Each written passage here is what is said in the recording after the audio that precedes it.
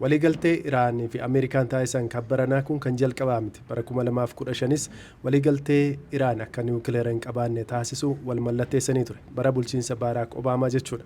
Haa ta'u malee Doonaald Tiraamp gara aangootti yeroo dhufu waliigaltee Obaamaan Iraan wajjiniitiin mallatteesse keessaatii Ameerikaan akka baatu taasise. Sana booddee wal dhabdeen Ameerikaa fi Iraan waggoota dheeraaf ture ammas itti fufee aga waraana dhiyeenya kana itti fufeera. Waa'ee kanarratti waa'ee lakoo hiikaa fi tasaa wajjiniitiin dubbannaa waliigalteen waraana Ameerikaa fi Iraan dhaabee kan ammaa kun isa kan bara Baaraak Obaamaa irraati maaltu adda taasisaa maalimmoo wal fakkaatu kan jedhu irratti waliin dubbanna. Mee hiikaa waliigaltee Ameerikaan Iraan wajjin gidduu kana mallatteessiste kan Obaamaan mallatteessise irraati maaliin adda taasisaa? Fakkeenyaaf yeroo sana Iraan akka isheen niwukileera qabaatu taasisaa waliigalteen sun jedhee ture Tiraamp. Dhugumaa wanti kun? Tollegaa qabiyyee waliigalteewwan kana kaasnee ilaalutu gaariidha. Bara 2015 bara bulchiinsa Obaamaa jechuudha. Obaamaan otoo waraanatti hin deemini dippiloomaasii dhumaanii waggaa lamaaf fudhate dippiloomaasiin suni gara waliigaltee irra gahuu irratti gahamee ture. Waliigaltee sana keessa biyyoota gurguddaa addunyaatu jira. Adda dureedhaan Ameerikaan yoo irratti hirmaatte illee jechuudha. Kan akka Chaayinaa, Faransaay, UK, Gamtaa Awurooppaa dabalatee Raashiyaanis keessa jirtanitti fakkaata. Biyyoonni kun hirmaattota qaama waliigaltee sanaati garuu adda dureedhaan kan mari'ate Ameerikaadhaa fi Iraanidha. Waliigalteen sun maal jedhama? JCPO jedhama yookiin immoo Joint Comprehensive Plan of Action kan jedhamudha. Kan bara 2015 mallattaa'edha. Marii waggaa lamaa boodadha bara 2015 waliigaltee waggaa 15 turu jedhamee kan yeroo sana kan mallattaa'e achi keessatti maaltu ifatti taa'amee jira. Iraan boombii nikularaa qabaachuu hin dandeessu tasuma jechuudha. Kana jechuun yuraaniimii sadarkaa boombii nikularaa oomishuu geessisu qabaachuu hin dandeessu kan jedhudha waliigalteen suni. Sana booda maaltu ta'e bara 2018 pirezidaantii Tiraamp yeroo jalqabaa fi pirezidaantii ta'e jechuudha warra Riippaabilikaanotaa bakka bu'ee akkuma dhufeen bara 2018 maal godhe waliigaltee sana keessaa Ameerikaan akka baatu godhe. Biyyoonni kaan itti fufaniiru. Gamtaa Awurooppaa dabalatee kan akka UK, Faransaay itti fufaniiru jechuudha. Garuu immoo Tiraamp akkuma dhufeeni waliigalteen Obaamaan taasise kuni Iraan akka badhaatu kan ishee godheedha. Sababni isaa gaafa waliigaltee sana mallatteessanii qoqqobbii Iraan irraa ka'e jechuudha. Bakka ishiin gabbisa yuraaniyeemii guddisu jettee waliigaltee sana Iraan irraa immoo qoqqobbiitu ka'e jechuudha gabaa addunyaa keessatti. Tiraamp akkuma dhufeen egaa waliigaltee sana keessa Ameerikaan akka baatu godhe. Sababni inni dhiyeesse immoo qoqqobbiin Iraan irraa ka'uuni Iraaniin akka ishiin badhaatu akka Iraan badhaasu itti fudhate jechuudha Tiraamp. Sana booda akkuma deebiin waliigaltee sana keessaan bahe qoqqobbiin Iraan irratti deebi'ee akka taa'u hin taasise jechuudha. Sana booda Iraanis maal goote gabbisa yuraaniyeemii ishiitti fufte jechuudha. Akkaataa waliigaltee bara 2025 JCPO sanatti maalidha? Iraan gabbisa yuraaniyeemii hin dhaabdu garuu immoo sadarkaa inerjiidhaaf yookiin immoo anniisaadhaaf ta'u yookiin faayidaalee siviilii birootiif ta'u parsantaa 3.5 kan hin caalleen guddisti kan jedhu. Akkasumas immoo kuufamni yuraaniyeemii ishiitti kiloogiraama 300 hin caalu sadarkaan ishiin ittiin guddistu immoo parsantaa 3.5 kan hin dabarreedha kan jedhudha. Sana booda gaafa Tiraamp waliigaltee kana keessaa baatu waliigalteen ishiin ittiin bitamtu hin jiru waan ta'eef jechuudha. Maal ta'e Iraanii gabbisa yuraaniyeemii ishiitti dabalaa dhufte jechuudha. Inumaayyuu hiikan yaadatte yoo ta'e Qaasim Suleemaanii ajajaa waraanaa warra Iraan tarkaanfii irratti fudhate ajjeese. Sababni isaa nama guddaan yookaan saayintistii cimaa yookaan hoogganaa waraanaa cimaan gabbisa niwukileeraa Iraan duuba jiru tokko isadha jedhee kan inni amanu. Kanaaf sarartee tarkaanfii fudhate. Sana booddee gabbisni niwukileeraa gabbisni yuraaniyeemii Iraan kan baranaa kana gara kiiloogiraama 440 akka gaheerudha kan ibsamaa jiru. Ministeerri dhimma alaa biyyattii inumaayyuu kaleessa fa'aa dubbataa turanii parsantii 60 kan gabbifame eessa jiradhame yoo gaafatamu rukuttaa yookaan haleellaa Ameerikaan taasisteen gaara jalatti awwaalamee hafee jira. Yoo barbaachisaadha ta'e baasuun ni danda'ama. Ammoo Ameerikaatti dabarsinee kennina kan jedhullee waliigaltee keessa hin jiru jedheellee kaasee jira. Kanarraatti kan ka'edha jechuudha. Sirrii dhagaa. Tiraampiin jalqabuma gaafa bara 2018 aangootti dhufu hariiroon Iraanii fi Ameerikaa jiru kan duriyyuu gaariin turre garuu immoo waliigalteen bara 2015 mallattaa'uun suni hariiroon gaariin jiraachuu yoo baate illee garuu immoo yaaddoo biyyoota lamaan gidduu ture yaaddoo nikularaa fi kanneen biroo salphisee ture. Tiraamp deebi'uun isaa yaadduun sun akka cimu Iraan akka yuraaniyeemii gabbisuu itti fuftu taasise. Sana booda bara darbee kaasee jechuudha waxabajjii bara 2000 25 Israa'eel aleellaa Iraan irratti gaggeessite ji'a muraasa booda immoo Israa'eel fi Ameerikaan wal ta'anii Iraan irratti duulanii ji'a 3 erga wal lolanii booda waliigaltee wal hubannoo kan guyyaa 60 turu waliif mallatteessan jechuudha.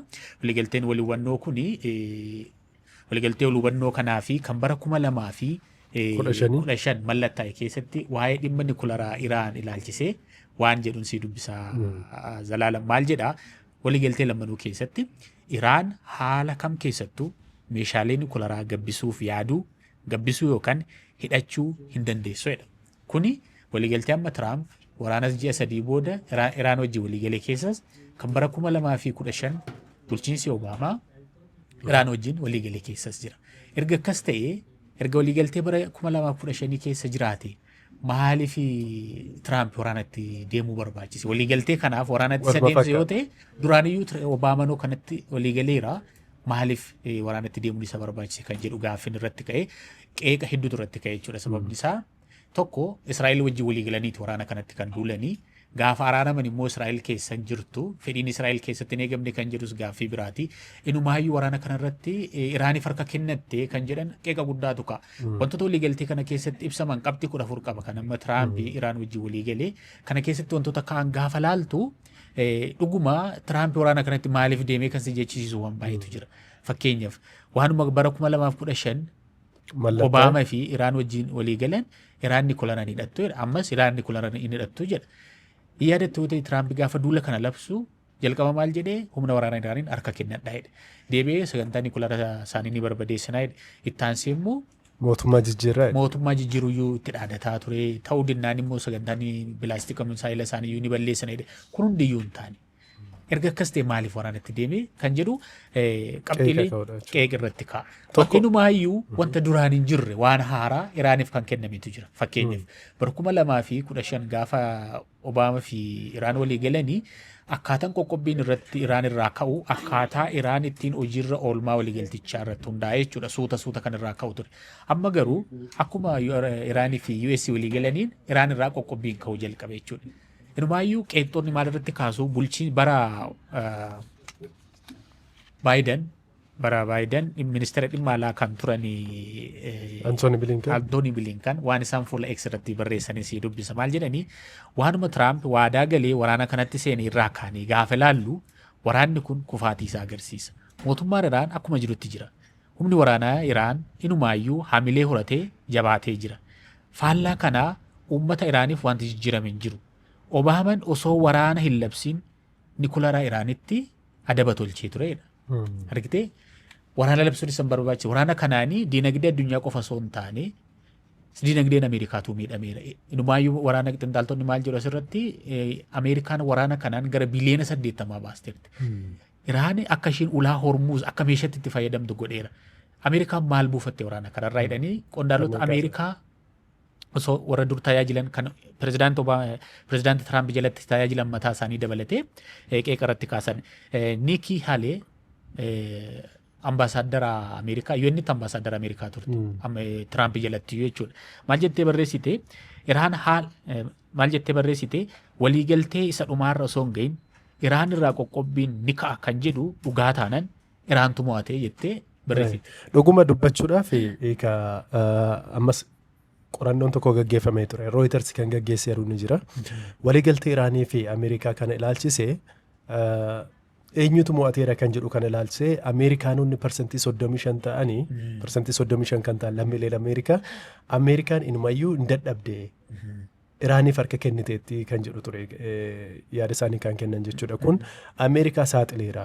Ameerikaa jabduu turte biyyoota addunyaa hundumaatiin sodaatamtu kana saaxileera. Cichoomina Ameerikaa immoo cichoomina Iraan immoo argisiiseera jedhanii kanneen kaasan ni jiru. Akkuma jalqaba kaastee Ameerikaan gara doolaara biliyoona 80 waraana kana gaggeessuudhaaf baastee Iraaniin deebistee ijaaruuf immoo gara doolaara biliyoona 300 waadaa galteetti jedhamaa jira. Inumayyuu Tiraamp dhugaadhas sobadhas jedha walma keessa dubbataa jira malee. Tokko kana Obaamaan ji'oota 20 mariidhaan tureetii waliigaltee gaariidha jedhamu kana mallatteessiise. Tiraamp garuu waraana kana keessa garatti ba'uu dhabe sa'aatii 20 keessatti waliigaltee kana mallatteessise. Kun kufaatii yookaan ariitiidhaan waliigaltichi argachuudhaaf hawwiinni qabu kan namatti argisiisudha. Kanaafidha hoogganaa olaanaan Iraan abdii kutannaa irraati kan ka'e mallatteesse Ameerikaan mo'amteetti Iraan immoo mo'atteetti kan jedhanii kan isaan dubbatan jechuudha. Xiyyaarota waraanaa hedduu dhabdee jirti maallaqa qofa miti kun Ameerikaatiif kufaatii guddaadha kan kaasan jiru jechuudha. Numaayyuu Antooni Bilinkan kan isaan qeeqa cimaa Tiraamp irratti kaasanii dhiyeessan yaada isaan dhiyeessan keessaa tokko maalidha? Waliigaltee bara 2015 keessatti dhimmi ulaa Hormuuz tasumaayyuu hin turre. Sababni isaa rakkoon hin turre waan ta'eef. Waraanni hin turre waan ta'eef Iraan ulaa Hormuuz hin cufne. Kanaaf dhimmi ulaa Hormuuz marii ta'ee iyyuu hin yeroo sana dooniiwwan daldalaa bilisaan socho'u ture. Iraaniin numaayyuu qaraxan irraa fuudhan jennee kuni rakkoo biraa waraanni Tiraamp labse dhaleedha kan jedhu. Inni kan biraa dhimma balistik misaayileeti jechuudha. Bara bulchiinsa Obaamaa waliigalteen sun bara 2015 rakkoo qaba jedhamee kan yaadame dhimmi Iraan hidhattoota baha giddu galeessaa keessa socho'an kan akka Hezbollah, kan akka Huutii dhimmi sun hin kaane. Kun immoo rakkoo waliigalteen bara 2015 qaba jedhamee kaasan keessaa tokkodha. Garuu immoo waliigaltee ammaa keessattis dhimmi Iraan hidhattoota baha giddu galeessaa keessa jiran deeggaruu fi dhiisuu hin kaasne. Ammas dhimmi gabbisa misaa'ilaa Tiraamp gaafa waraana kana labsu waadaa galee seene hin kaasne jechuudha. Kanaaf Iraan sababii maaliitiif iyyuu Tiraamp sababii maaliitiif waraana kana labse kan jedhu kaayyoo qabatamaa hin qabu yookiin immoo galma qabatamaa toon hiriyoota yookiin michoota Ameerikaa Awurooppaa keessa jiranii toon mariisin waraanatti galuunsaa Iraaninumaayyuu akka jabduu taatee baatu taasise jedhanii kanneen qeeqa dhiyeessan jiru. Kanneen immoo akkasuma deeggaran Tiraamp waraana kana labsuunsaa sirriidhaan kan deeggaranis jiru. Sababni isaa Iraan gabbisa yuuraaniimii parsantaa 60 irraan geesserti waan ta'eef yeroo gabaabaa keessatti parsantaa 90 irraan geessee boombii nukleeraa oomishuu ni dandeessi. Kanaaf waraana kana labsuun dirqama ture kan inni jedhan jiru. Garuu immoo kun akka ta'uufis sababa kan ta'e Tiraamp mataa isaati. Bara 2018 waliigaltee bara 2015 Ameerikaanitti waliigaltee keessaa ba'uunsaa Iraanii akka isheen yuuraaniimii kana parsantaa 3.5 irraa gara parsantaa 60tti akka guddistu kan godhe iyyuu isa jedhanii kanneen qeeqanii akkuma jiran Tiraamp waraana labsuunsaa gaariidhaan kan qeeqan jiru. Amma waliigalteen kun waliigaltee guyyaa 60 turudha jechuudha. Guyyaa 60 kana keessatti biyyoonni kun lamaan ta'anii dhimma nukleeraa Iraan, dhimma ulaa Hormuuz, dhimma baha giddu galeessaa keessatti nagaan waloo akkamitti bu'uu akka danda'a kan jedhamu irratti mariin bal'aan kan itti ta'amee waliigalteen xumuraarra gahaa jedhamee guyyaan 60 beellamitti qabameedha. Dhimmi Libaanos achi keessa jira, dhimmi hidhattoota Iraan deeggartoota achi keessa jira. Waraana waliigaltee walhubannoo guyyaa 60 turu kana booda Tiraamp dhuguma waliigaltee bara 2005 irraa kan adda ta'ee ni argataa jedhame yoo tilmaamamu pirezidaantiin duraanii Ameerikaa Baraak Obaamaa maal jedhanii waliigaltee nuti itti Iraan wajjin itti waliigaltee galleerraa waan adda waan ta'e eegnu hin jiraatu kan jedhudha kan inni dubbate. Faallaa kana immoo kanneen kaasanis ni jiru jechuudha Zalaalaan. Tole qabxii guddaan tokko Iraan niwukileera hidhachuurraa yookaan niwukileera qabaachuu hulaa Hormuuz qabaachuun niwukileera qabaachuu caalaa jettee dubbattee ture. Sababni isaa dhugumadha niwukileera qabaachuun biyyoota ollaashee jiraniifis ta'e warra wal dhabdootiif ittiin doorsuu ni dandeessi ta'a. Garuu hulaan Hormuuz kokkee addunyaati kan inni qabe. Daldala addunyaa Afrikaan hin hafne, Eeshiyaan hin hafne, Euroopiin hin hafne hunduma isaanii morma qabee waliigaltee Iraan kun akka raawwatamu akka addunyaan hundi irratti duulu kan taasise tokko Iraan hulaa Hormuuz to'achuu isheeti. Tokkoffaa hulaa Hormuuz kanarra kaffalchiisaa turteetti argatteettis galii. Kana booda akka meeshaatti akka isheen fayyadamtu inumaayyuu hin dammaqse Iraaniin waraanni Ameerikaa kun. Isa ammaa kanayyuu waliigalticha keessatti ifatti Tiraampiin dubbatiin malee sochii daldalaa galaana hulaa Hormuuz kanarra ta'u Iraantu to'ataan jedhu jira kan jedhu tokko ni jira.